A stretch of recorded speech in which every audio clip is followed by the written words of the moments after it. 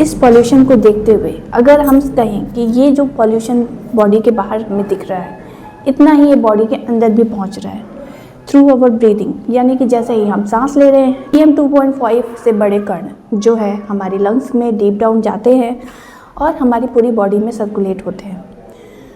तो ये हमारी बीमारी का कारण बन रहा है। तो जहाँ पे गवर्नमेंट बड़े बड़े स्टेप्स ले रही है इसको पॉल्यूशन को कम करने के लिए, हमें सर्वाइव करने के लायक बनाने के लिए, यदि हम छोटी सी कोशिश करते हैं और छोटे छोटे स्टेप्स लेते हैं, जैसे कि आप प्रकृति की उपचार इस्तेमाल करते हैं होम्योपैथी के रूप में, तो ये आपकी लाइफ को और इजी बना देता है। खास करके वो जो बच्चे जो छोटे छोटे हैं, आजकल गवर्नमेंट स्कूल बंद कर रही है इस पॉल्यूशन की वजह से, लेकिन जो कारण है वो तो वही है, पॉल्यूशन। और पॉल्यूशन अगर इस समय फॉग के साथ मिल रहा है तो वो स्मॉग बन जा रहा है, और जो कि और भी ज़्यादा जानलेवा है। ऐसे में होम्योपैथी के पास सॉल्यूशन है, आप इसे यूज़ कर सकते हैं। ये स्टेप्स आपकी इम्यूनिटी को बूस्ट कर सकते हैं और आपको एक डिसीज़ फ्री लाइफ जीने में हेल्प करते हैं। आइए जानते हैं आज इम्यूनिटी बूस्टर के बारे में, जो कि आपको इस पॉल्यूशन के साइड इफ़ेक्ट से बचाएगा, साथ में आपकी क्रिएटिविटी और ब्रेन फंक्शनिंग को इम्प्रूव करेगा। क्योंकि पॉल्यूशन सिर्फ आपके फेफड़ों में ही असर नहीं दिखाता, अगर ब्रेन को प्योर ऑक्सीजन नहीं मिलती है तो हम चिड़चिड़े होने लगते हैं, हमारी डिसीजन मेकिंग पावर में अफेक्ट पड़ने लगता है और हम अपने स्ट्रेस और टेंशन को हम इजीली हैंडल नहीं कर पाते। तो ये जो कॉम्बिनेशन आज मैं बताने जा रही हूँ, इम्यूनिटी बूस्टर के साथ आपके स्ट्रेस और आपकी ब्रेन एबिलिटीज़ को भी बढ़ावा देती है। इस इम्यूनिटी बूस्टर को बनाने के लिए हमें 4 मेडिसिन को इस्तेमाल करना है। आइए जानते हैं ये क्या है। सबसे पहली है एस्पिडोस्पर्मा। इसको अच्छे से जानते हैं। ये मेडिसिन जो है आपके लंग फंक्शनिंग को बढ़ावा देती है, आपकी ब्रीदिंग और लंग कैपेसिटी को बढ़ाती है।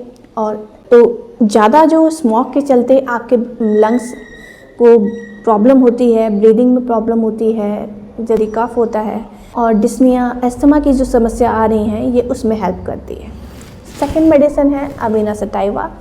ये मेडिसिन आपकी इम्यूनिटी को बूस्ट करती है, आपको पुरानी बीमारियों से लड़ने में हेल्प करती है, आपकी जो एनर्जी ड्रेन हो चुकी है उसको रिवाइव करने में हेल्प करती है। तो इस तरह से ये आपकी वाइटल फोर्स को मजबूत बनाती है, जिससे कि आपकी जो इम्यूनिटी है वो अच्छी रह सके। अब जानते हैं नेक्स्ट मेडिसिन, जो कि है पोथोस। इसे डस्ट एलर्जी से होने वाली समस्याओं के लिए बहुत अच्छा माना जाता है। ये आपके जो डस्ट या फिर पॉल्यूशन की वजह से जो आपको प्रॉब्लम अराइज हो रही है, जैसे कि कफ, कोल्ड या फिर आपको डिस्निया की समस्या आ रही है, तो ये उसमें हेल्प करती है और आपकी इम्यूनिटी को बूस्ट करती है। और लास्ट मेडिसिन है ब्राह्मी। इम्यूनिटी बूस्टर होने के साथ साथ ये आपके मूड को भी अपलिफ्ट करती है, ब्रेन का सर्कुलेशन बढ़ाती है, जिससे कि आपके बाल भी अच्छे होते हैं, घने होते हैं और उनमें हेयर फॉल की समस्या भी कम होती है। लंग्स को भी इम्यून करती है, आपको सर्दी खांसी होने की जो समस्याएं हैं वो ना के बराबर हो जाती हैं। तो जब हम इन चारों मेडिसिन को इक्वल क्वांटिटी में, अगर आप 100 ml की बॉटल केमिस्ट से लेके आएँ और उसमें इन चारों को इक्वल क्वांटिटी में मिलाकर, यदि आपकी एज 10+ है, यानी कि आप 10 साल से जो बड़े हैं, तो आप इसकी 20 ड्रॉप सुबह शाम यूज़ कर सकते हैं, आधा कप पानी में मिक्स करके। और यदि आपकी एज 10 से कम है तो आप इसकी 5 ड्रॉप्स आधा कप पानी में मिक्स करके सुबह शाम यूज़ कर सकते हैं। तो ये आपकी इम्यूनिटी को बूस्ट करेगी। इसके साथ आपको कुछ और प्रिकॉशंस जो कि बेसिक हैं वो लेना ना भूलें। मास्क का इस्तेमाल करें अगर आप घर से बाहर निकल रहे हैं, अननेसेसरी बाहर ना जाएं।